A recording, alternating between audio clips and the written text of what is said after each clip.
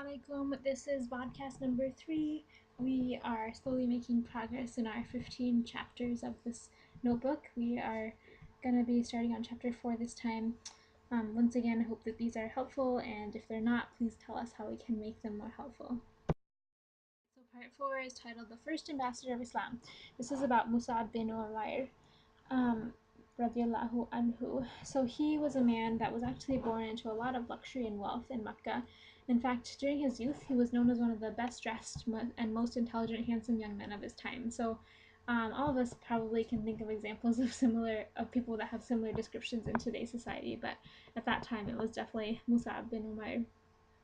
However, after his life quickly changed, and we're going to talk about why. So when Muhammad first started preaching the message of Islam, he actually did so in secret just because there were so many enemies and so many powerful enemies against him. So they used to meet secretly at the house of Al-Arqam, which was near the hill of Al-Safa. And MUS'AB, in part because he was kind of wealthy, he had a lot of connections with nobility and kind of knew a lot of secrets that maybe other people didn't necessarily have knowledge of. So he learned the fact that they were having these secret meetings at the house of Al-Arqam, and he decided to go and check it out of curiosity. SubhanAllah, during that first meeting, his heart was opened by Allah, and he embraced Islam pretty rapidly at that time. And we're actually going to talk about the house of Al-Arqam in later chapters, so try to remember that name, and we'll come back to it. So unfortunately, although he did become Muslim, when he returned home, his mom, Khunas bint Malik, was actually a major obstacle in his life. She was very unhappy about him embracing Islam, and actually ended up tying him up to his house in order to prevent him from going out, and in order to really just torture him and try to convince him to give up his religion. Luckily, he was able to escape, and he eventually fled to Abyssinia during the first Hijrah. However, he started to feel homesick after he left, and ended up coming back to Mecca. And unfortunately, when he came back, he was pretty much shunned by his mom, who still couldn't accept that he became Muslim. She was once quoted as saying, "I swear by the shooting stars, I'll never accept Islam, even if my mind became impotent." So she was a pretty staunch enemy of Islam and against MUS'AB at the time.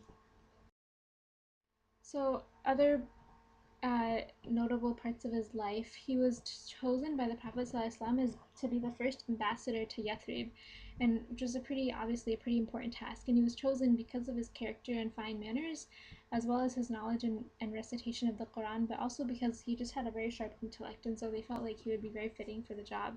In addition, because he was born into a lot of wealth, like I mentioned, he knew a lot of nobility at the time and had experience kind of dealing with them, and so this also made him a very good person for this job of ambassador. Alright, so when he arrived in Medina, Islam spread very rapidly, and within a year actually, it was very widespread, and this was very helpful because it kind of set the stage for the second pledge of Al-Aqaba, which is the event where the representatives of Yathrib got together and pledged to protect the Prophet ﷺ with their lives. And so MUS'AB played a very important role in making this all possible. He ended up earning the title MUS'AB al-Khair, which means MUS'AB the Good, because of his role in building the community in Yathrib and also helping a lot of people enter Islam. So he was personally responsible for many nobles of Yathrib becoming Muslim, including Usaid bin Khudayr, Sa'ad bin Mu'adh, and Sa'ad bin Ubadah, were some of the people that he brought to Islam. So one of the most decisive moments from his life took place during the Battle of Uhud, when there was one point in the battle where there was a rumor going around that Muhammad ﷺ had actually been killed. And so, as you can imagine, a lot of the Muslims actually panicked because they couldn't imagine life without Muhammad ﷺ, especially so early in Islam, and they didn't know, what they would ever do without him and how they would continue on with Islam. So MUS'AB was also in that battle, and he actually ended up being killed and became a martyr. But before he was killed, he was shouting, "Muhammad is only a messenger. Messengers have passed away before him," just reminding us that even if he dies, that doesn't mean that Islam will die out, and we can continue to spread the message as it was taught to us. So what's really amazing is that almost these exact same words were later revealed as part of the Quran to teach us this important message. So it's pretty amazing that it first came out of the mouth of MUS'AB.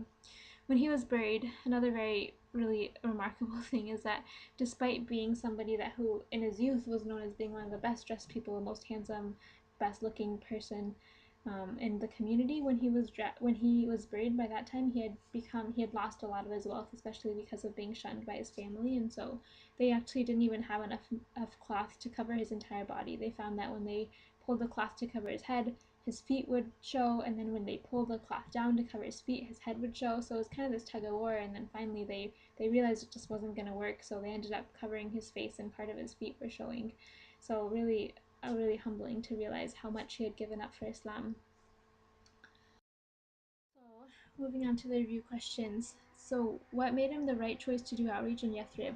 Well, like we mentioned, he had a very strong ability to communicate well. He also had great manners, intellect, had great recitation of the Quran, and he knew how to deal with leaders because of his experience dealing with nobility from his youth.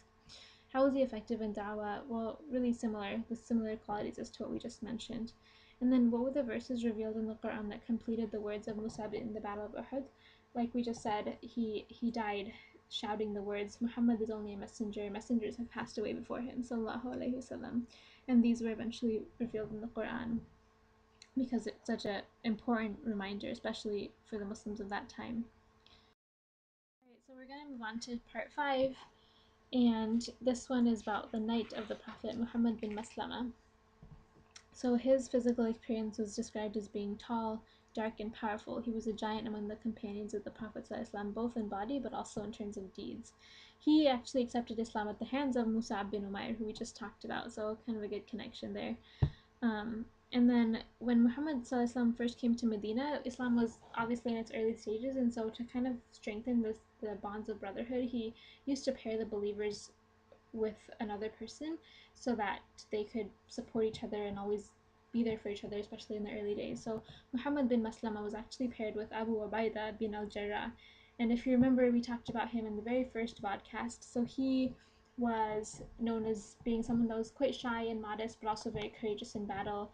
Abu Ubaidah his nickname was the Amin of the Ummah, so it was very trustworthy as well. So he was paired with Muhammad bin Maslamah because they shared a lot of these same qualities. They were both quiet, thoughtful, trustworthy, but also very courageous when the time was appropriate.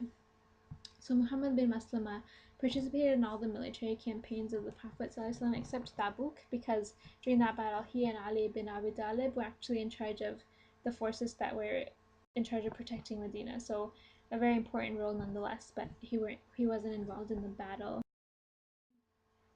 So the night before the Battle of Uhud, he was actually responsible for guarding the camp of the Muslims, in part because he was such a big guy, like we mentioned, that was very appropriate for this job.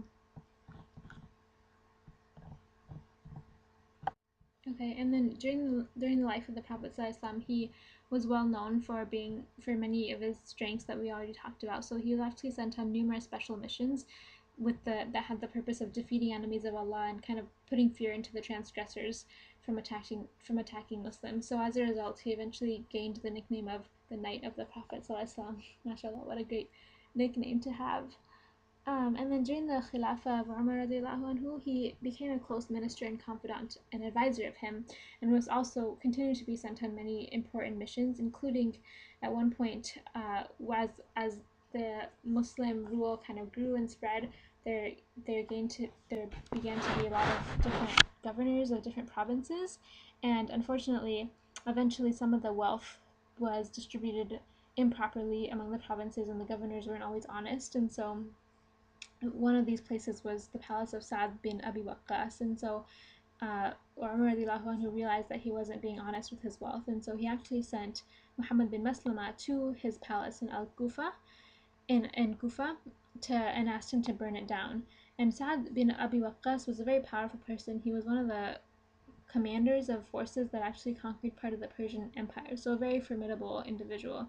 But nonetheless, Muhammad bin Maslamah went there, he burnt the palace down, and Sa'd ibn Abi Waqqas didn't say anything, which was pretty amazing. So later on, during the time of the rule of Uthman bin Affan, there was unfortunately a civil war that broke out among the Muslims, and Muhammad bin Maslamah actually refused to participate in this war just on principle because he never wanted to fight against Muslims. And so, as a symbolic way of showing his opposition to this kind of civil war, he actually had a sword that was given to him by the Prophet ﷺ, and he broke the sword in front of everyone to show that he would never use this against Muslims and that he was really opposed to the civil war.